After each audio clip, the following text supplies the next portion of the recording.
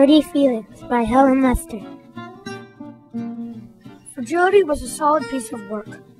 When she walked, her world wobbled. In the hippo game, sink to the bottom, she was always the first to touch the mud. Her strong jaws could munch a field of grass faster than any lawnmower. And she never cried when she stubbed one of her toes, or all 16. But if injured toes didn't bother Fragility, something else did. Injured feelings. Fragility was fragile. When someone said, "Fragility, you look so nice today," she would wail, "You hurt my feelings." Nice? Do you know what else is nice? Cupcakes are nice. So you're comparing me to a squishy cupcake? With that, she would flop on the ground and weep.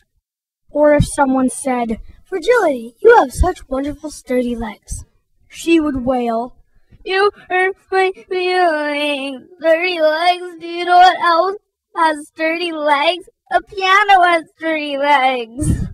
So you think I have piano legs? And flop she'd go weeping. And if someone said, "Fragility, you have such cute little ears," she would wail, "You hurt my feelings." Cute little ears? Do you know what else has cute little ears? People have cute little ears. So you think I resemble people? Flop, weep. As time went by, the other hippos, fearing she would throw more fits, stopped speaking to Fragility, and she became a big, solid piece of loneliness. One afternoon, all of the hippos decided to play a game of pickup soccer. Fragility had chopped the field to perfection. She stood solidly in the goal, making save after save after save. All was going well until Rudy appeared, and Rudy the elephant had an appropriate name, for Rudy was extremely rude. "I'm going to eat your goal," he announced. "For me lunch." The hippos gasped in horror. "Step aside, big solid thing," Rudy bellowed at Fragility. "You're blocking me lunch. I'm hungry and I don't have all day." Fragility was frightened, but she was a solid piece of work, a protector of the goal, and thus she stood her ground. So Rudy, who knew of Fragility's fragile feelings, decided to dissolve her with insults. "You," said Rudy with a smirk, "are very gray and pudgy." "Very gray and pudgy?" wailed Fragility. "Do you know what else is very gray and pudgy?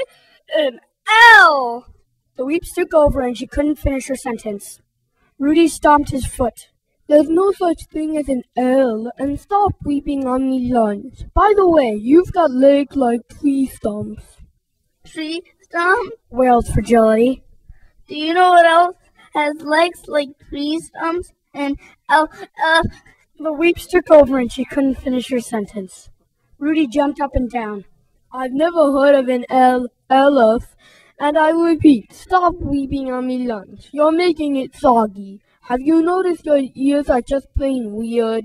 "I'm weird-eared?" wailed Fragility. "Do you know what else has weird ears? An elephant." Weeps and all, she finished her sentence. "Elephant?" wondered Rudy. "Seriously? Elephants have weird ears?" He trotted over to the water tub and gazed at his reflection, and his big floppy weird ears, and his tree stump legs, and his very gray and pudgy body.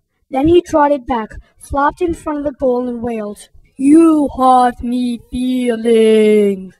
Seeing the big bully in such a state, Fragility couldn't help but feel sorry for him. She brought wet washcloths to soothe his red eyes and tissue so he could blow his trunk. Then she cradled his head and cooed, There, I know just how you feel."